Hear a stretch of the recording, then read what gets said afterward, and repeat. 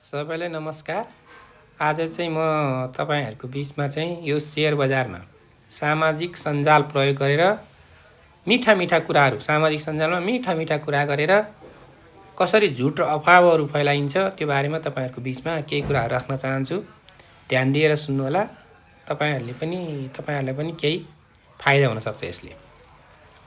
एक नम्बरमा छ यो शेयर पक्का उड्छ। लानु सुन्दाखेरि साह्रै मिठो शब्द छ। तपाईलाई नि यो सुनिसकेपछि किन लाग्छ होला। कुनै आधार बिना 100% नाफाको ग्यारेन्टी जस्तो गरी प्रचार गरिन्छ। त्यसले पनि नयाँ लगानीकर्ताहरू फस्ने सम्भावना हुन्छ। अर्को छ भित्री खबर आयो। के खबर आयो चाहिँ थाहा छैन। मात्रै भित्री खबर आयो भन्छ। बजारको वास्तविक अवस्था नहेरी अतिरञ्जित दाबी गरिन्छ के। यस्तो खबरको पछि लाग्नुहुन्न हामी। अर्को भने चाहिँ भोलि अप्पर सर्किट लाग्छ भन्ने झुटो इनसाइडर इन्फर्मेसन दिने के। त्यसले पनि तपाईहरुलाई फसाउन सक्छ। अर्को छ सुन्दा एकदमै मिल्ला नि ठुला खेलाडीहरू प्रवेश गरिसके भन्ने हुन्छ है। कुनै प्रमाण बिना ठुला लगानीकर्ताको नाम जोडेर तपाईलाई शेयर बजारमा ठुला खेलाडीहरूले नयाँ लगानीकर्ताहरूलाई फसाउने काम गर्छन्। अनि अर्को छ यो अन्तिम मौका हो भन्ने यो डर फोमो देखाउने सिर्जना गरेर तुरुन्त किन्न दबाब गर्ने। यो अन्तिम मौका भनेपछि त तपाईहरुले किनिहाल्नुहुन्छ नि। हो भोलि त किन्न पाइँदैन कि सर्किट हानिहाल्छ कि भनेर किन्नुहुन्छ। अनि त्यसपछि ट्र्यापमा परिहाल्नुहुन्छ। अर्को छ म आफै करोडपति भएँ भनिन्छ। ल्यान सुन्दा त साह्रै मिठो छ यो पनि। नक्कली स्क्रिनशट झुटो सफलताका प्रदर्शनहरू गर्ने। त्यसले पनि तपाईहरुलाई ट्र्यापमा पार्न सक्छ। अर्को भन्या आज किने भोलि डबल।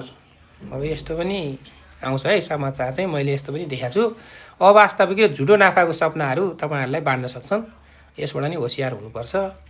अर्को भने अब कहिल्यै नघट्ने शेयर भनेर पनि आउँछ है समाचार। यस्तो पनि देखेको छु मैले। अब कुनै पनि शेयर कहिल्यै नघट्ने भन्ने हुन्छ होला त। त्यो पनि हुँदैन। यस्ता किसिमका जोखिम लुकाएर झुटो आत्मविश्वास दिलाउने काम गरिन्छ के। यस्तो कामको पछाडि पनि नलाग्नु होला। अनि अर्को छ प्रमोटरले शेयर किन्दैछ अथवा यो एउटा स्क्रिप्टको नाम दिने। अनि यो चाहिँ प्रमोटरहरूले उठाउँदैछन् है बजारमा किनिहालौँ भनेर चाहिँ बजारमा चाहिँ सामाजिक सञ्जाल मार्फत हल्ला फैलाइन्छ। त्यसले पनि तपाईहरुलाई हानि गर्न सक्छ।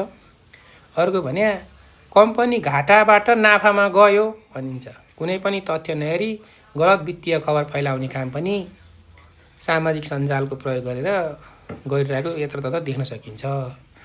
अब यी यस्ता जुन मैले चाहिँ यो लगभग 9-10 वटा पोइन्टहरू भने यी सुन्दा मिठा लाग्ने शब्दहरूले तपाईहरुलाई फसाउन सक्छ।